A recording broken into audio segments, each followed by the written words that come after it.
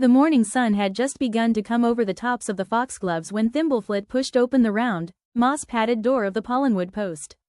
The dandelion root walls glowed faintly in the soft light, and the air inside was heavy with the scent of paper, honey ink, and the faint metallic tang of magic. She adjusted her satchel, wings fluttering in anticipation.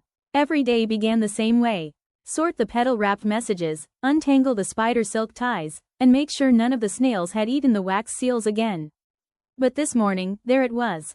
A letter she did not remember receiving. It sat at the very top of the pile, its parchment shimmering as though a sunrise were trapped beneath the paper.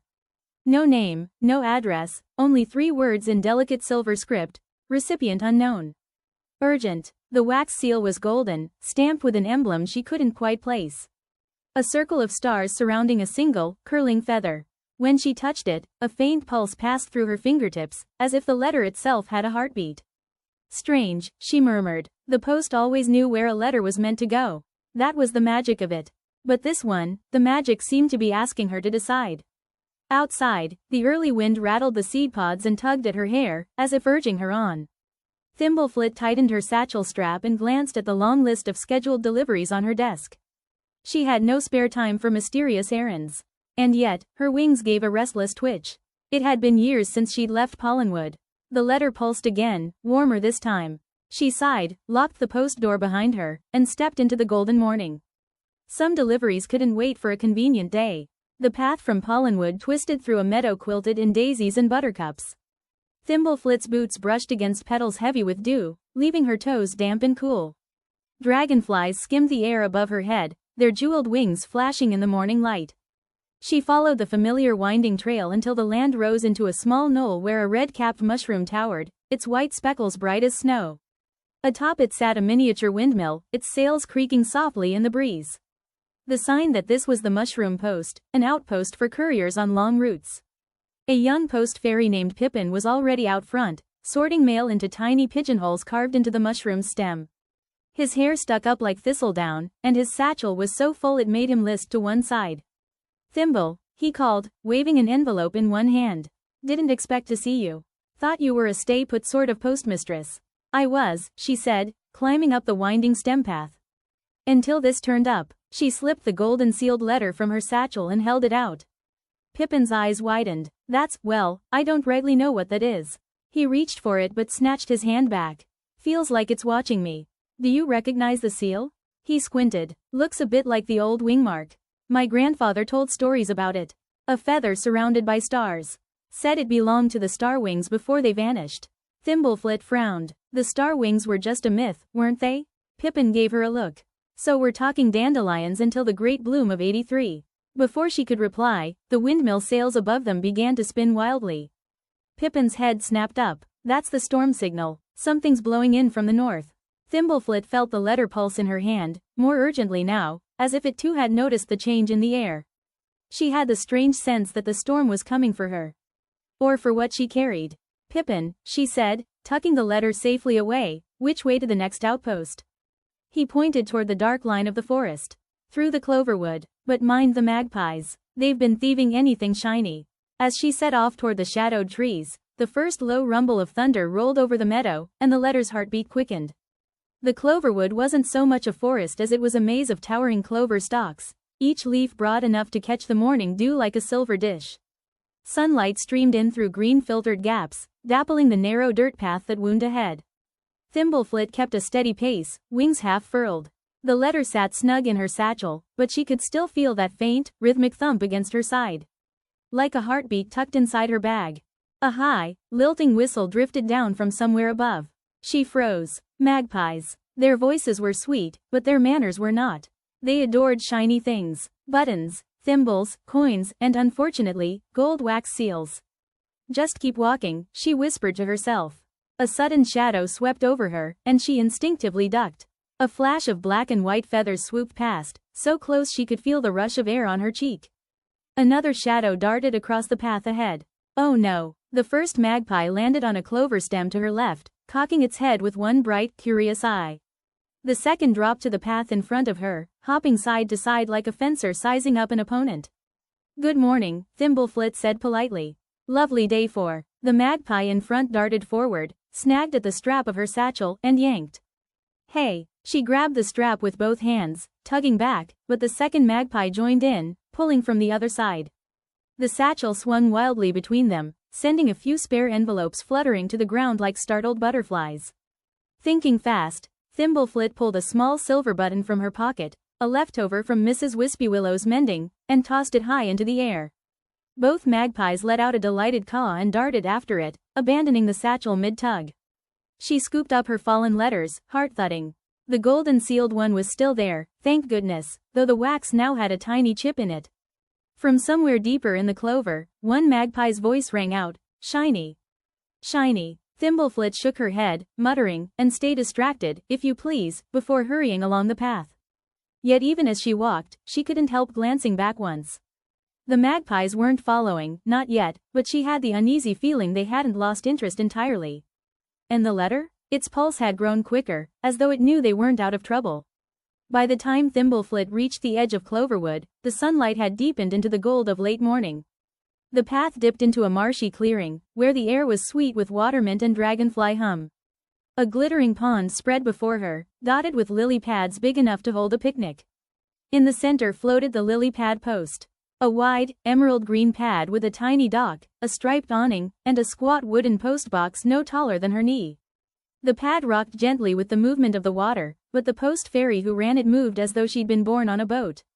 Thimbleflit? The fairy's voice was warm and surprised. Willowcap was her name, with hair the color of pond water and a crown of water lily petals tucked behind her ear. "What brings you out here? I thought you never left the route." "I usually don't." Thimbleflit stepped carefully onto the dock, keeping her balance as the lily swayed. "But, this came to me." She pulled the golden-sealed letter from her satchel. Willowcap's eyes widened. She reached out, then paused. "May I?" "Careful," Thimbleflit warned. "It has a way of reacting." Willowcap took it in both hands. The moment she touched it, the letter gave a steady, strong pulse. Her eyes flickered shut, and she drew in a slow breath as if listening to a sound Thimbleflit couldn't hear. "This is old magic," Willowcap murmured. "It's calling, not just to the one it belongs to. It's calling to anyone bound to the old ways." She opened her eyes, worry knitting her brow. "Where did you say you found it?" "I didn't. It found me. Just appeared in my morning post pile." Willowcap turned the letter over, tracing the chipped edge of the wax seal. "The mark is from the star wings. And if the stories are true, they were last seen before the great migration paths were mapped." She glanced toward the far bank, where reeds swayed in a sudden, unnatural wind. "Thimble, if this letter's trying to reach one of them." A sharp splash cut her off.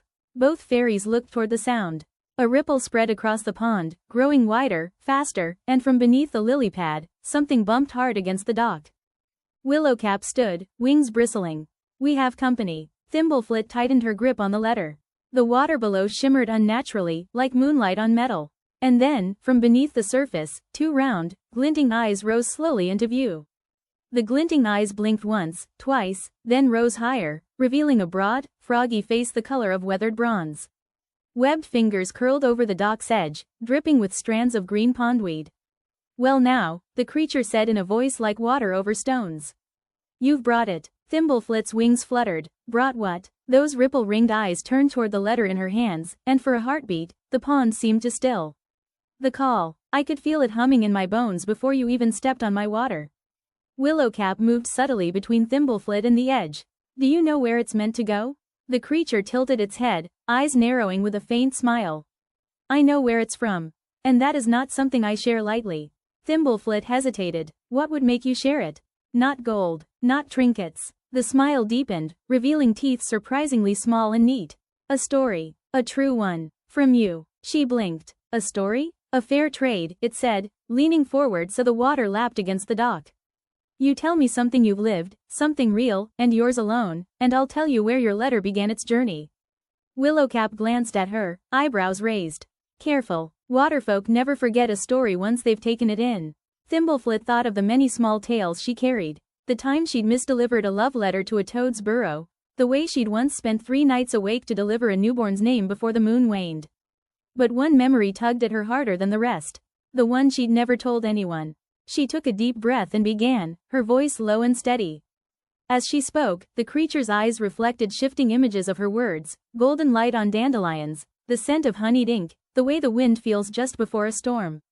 When she finished, the water creature exhaled a ripple that spread far across the pond. "You've carried more than letters," it said softly. "Very well. This letter came from the North Verge, beyond the Lantern Road. A place most winged folk haven't dared fly to in 100 years. Thimbleflit felt the letter's pulse quicken. The North Verge, a place from map margins and bedtime warnings. She tightened her grip on it, meeting the creature's gaze. "Then I suppose that's where I'm going. The North Verge." Even the name sent a shiver along Thimbleflit's wings. It was the edge of every fairy map, the place old couriers spoke of only after dusk, if at all. She left the lily pad post with Willowcap's blessing, and a small satchel of mint biscuits for courage. She followed the narrow reed path until the marsh opened into a wide, rolling meadow. The wind here was different. Sharper, scented with frost even though the day was still warm. Above her, the sky was shifting. One by one, tiny lights began to appear, bobbing gently at first like fireflies. Then more, dozens, hundreds, until the air shimmered with soft golden glow. Fairies of every size and wing shape streamed overhead, each carrying a glowing paper lantern. The Lantern Road. It wasn't a road at all, but a migration. A river of light winding through the night sky, leading travelers toward distant winter havens. Their lanterns marked the safe currents, invisible to the eye but steady as any path. Thimbleflit had never flown it. She'd always watched from the safety of her dandelion root door, wondering what lay beyond the last curl of lights. Now, the letter's thump against her side was almost insistent, urging her up. "All right," she whispered, crouching low before springing into the air. The wind caught her at once, tossing her upward into the flow of light. Lanterns swayed around her, their warm glow painting her face in amber. The air smelled of candle wax, starlight, and adventure. "First time?" a bright voice called beside her. A stocky courier fairy with copper wings zipped into place at her side, his lantern swinging from a vine cord. "Yes," Thimbleflit admitted. "I wasn't exactly planning to." His grin was quick and knowing. "No one plans the road. It finds you when it needs you." Before she could ask what that meant, a hush rippled through the migrating crowd. Far ahead, at the very crest of the sky's curve, something loomed.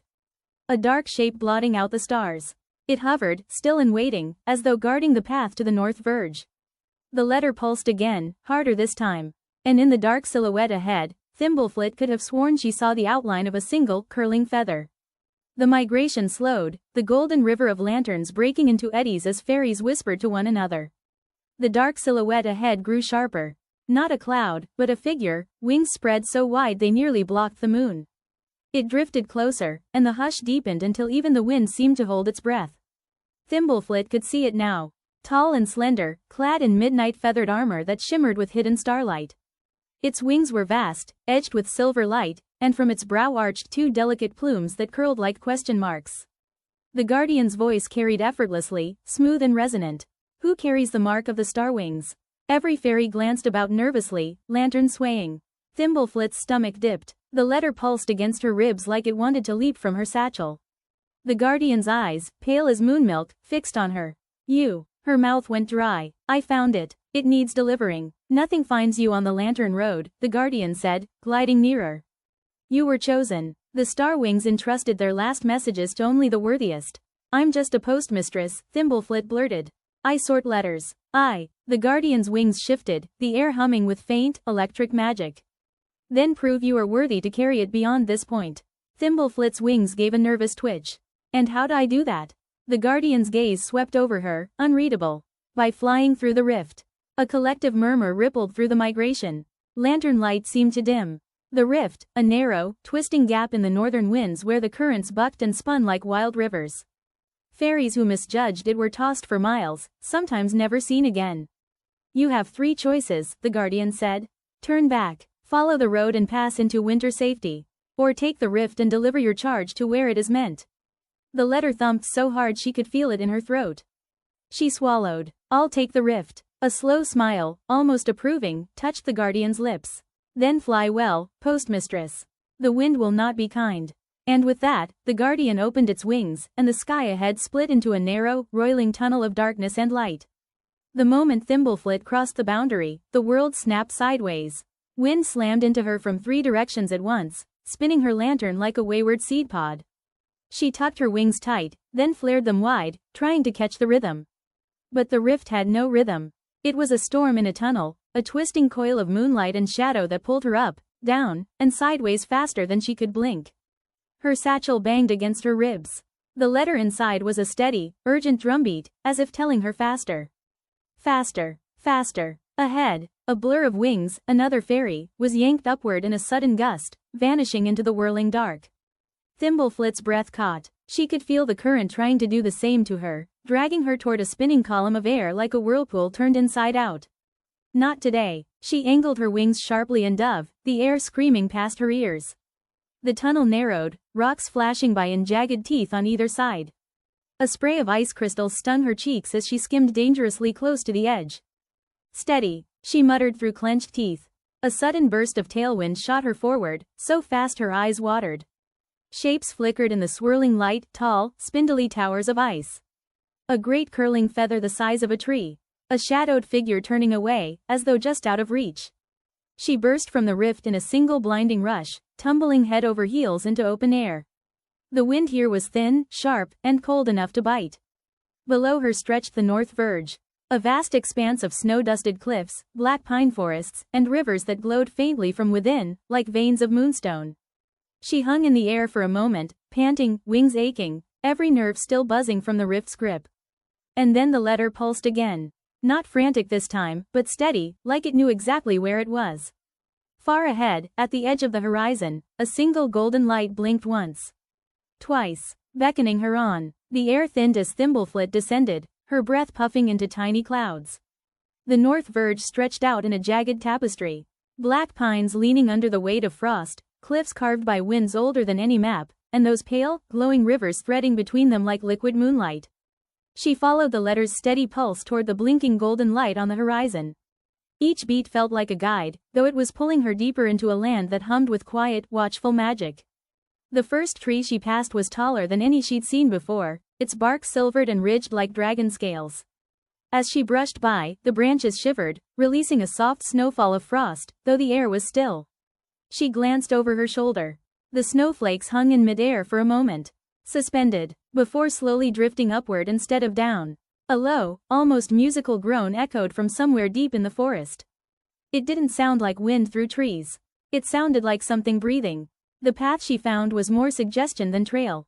Half-frozen moss between tangled roots. Small lights flickered at the edges of her vision, vanishing when she turned to look. Once, she thought she glimpsed a pair of pale eyes watching her from a hollow trunk, but when she blinked, they were gone. By the time she reached the base of a frost-crusted cliff, the letter's glow was faintly visible even through the satchel. The golden light she'd been following was now close, tucked inside a narrow crevice in the rock face. She hesitated, her wings twitching. The crevice pulsed faintly with the same rhythm as the letter, almost as if it were answering. A voice, low and rough, like ice cracking on a river, drifted out. "Come in, Postmistress. I have been waiting a very long time." Thimbleflit squeezed into the crevice, her lantern's glow pressing back the shadows. The rock walls were cold and damp, narrowing just enough to brush her shoulders. Then, suddenly, the passage opened into a chamber lit entirely by soft, golden light. The source was not a lamp, but the figure at its center. A fairy, taller than any she'd seen, with wings that arched high and swept down like a cloak of midnight shot through with constellations. Each slow breath they took made the stars in their wings shift, glimmering faintly, as if the night sky itself had bent close to listen. They looked old, though not in the way mortals grew old. This was an age like mountain stone. Unchanging, patient, but worn at the edges by time. A single curling feather, the same as the seal on the letter, crowned their brow. "You carry the last message of my kin," the starwing said. Their voice was deep but gentle, a sound that seemed to settle in her bones. Thimbleflit stepped forward, her satchel trembling slightly at her side. "I didn't know who it was for. Only that it needed to be delivered. You were chosen," the starwing said simply. "Though you do not yet understand why." They extended their hands, palms up. "Will you give it to me?" Thimbleflit hesitated. The letter felt suddenly heavy, its golden seal warm under her fingertips. "It came to me without sender or address." "Why me?" The starwing's eyes, pale silver with flecks of starlight, met hers. "Because the path was dangerous. And only those who still believe in their duty, above all else, will see it through." Her throat tightened. Slowly, she placed the letter in their waiting hands. The moment they touched it, the seal dissolved into light, the parchment unfurling on its own. The words written inside were not ink, but living stars that rearranged themselves as the starwing read. A faint smile touched their lips, and a single tear shimmering like a falling star traced down their cheek. When they looked back at her, the golden light in the chamber had grown brighter. You have delivered more than a message, Postmistress. You have delivered hope. The starwing held the unfurled letter close, the starlight words shifting gently across the parchment as though alive. It is from my kin, they said, voice softer now, the last who flew beyond the sky's edge. Thimbleflit blinked. Beyond the? They sought a new path when the old migration lanes began to close, the starwing explained. Most believed them lost. But here, they turned the letter so she could see. The stars on the parchment swirled and reformed into shapes.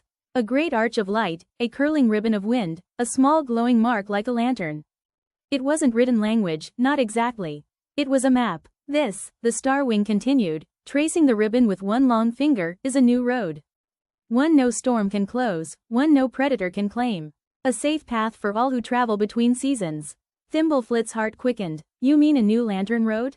Yes. Their eyes shimmered, brighter than the chamber's glow. But it can only be opened from here, the North Verge. With the seal you carried. Without you, it would have remained locked beyond reach. She stared at the map, its starry lines pulsing faintly as if in rhythm with her own heartbeat. The journey, the magpies, the rift. All of it had led here, to this. The starwing placed the letter gently into a carved niche in the stone wall. At once, the stars within the parchment spilled upward like a burst of fireflies, racing toward the ceiling. They vanished into the rock, and a low hum filled the air. The sound of something vast and hidden unlocking. Far above, through the narrow crevice she'd entered, Thimbleflit saw a ribbon of golden light curl across the night sky. A new road forming, lanterns already beginning to flow along it. When she looked back, the starwing was watching her with quiet pride. You are not just a postmistress anymore, they said. You are a pathfinder. Thimbleflit felt her wings lift slightly of their own accord. Then I suppose I have more roads to deliver to. The starwing smiled, and for the first time in centuries, the North Verge was lit by more than moonlight. Back at the root, the Pollenwood Post looked exactly as she'd left it. The round moss-padded door, the dandelion root walls faintly glowing in the morning sun, the smell of honey ink and fresh parchment in the air. But to Thimbleflit, it felt different. Her satchel now carried a few extra scuffs from the rift and the cloverwood magpies. Her wings bore a faint dusting of silver, a gift from the North Verge winds. And somewhere inside her, a steady, quiet pulse matched the rhythm of a new golden road winding across the night sky. She sorted her morning letters as always. Pea-petal wrapped, spider silk tied, smelling faintly of their senders. But now, each envelope carried possibility. Somewhere, someone's words might change a life. Somewhere, another road might be waiting to be found. She paused to pin a fresh map above her desk. One with a new glowing line curling through its northern edge. Beneath it, in neat script, she'd written, Lantern Road, North Verge Path. Discovered by Thimbleflit, Pathfinder. A knock came at the door. It was Pippin, grinning, a letter clutched in his hands. This one's for you, he said. She took it, heart quickening, and saw the seal. A curling feather surrounded by stars. Her smile spread slow and certain. Looks like the road's calling again. And with that, she locked the post door behind her and stepped into the golden morning. If you enjoyed this journey with Thimbleflit the postmistress, give this video a like so more dreamers can find it. And if you want to wander more lantern-lit roads with us, don't forget to subscribe. Your next adventure could already be on its way.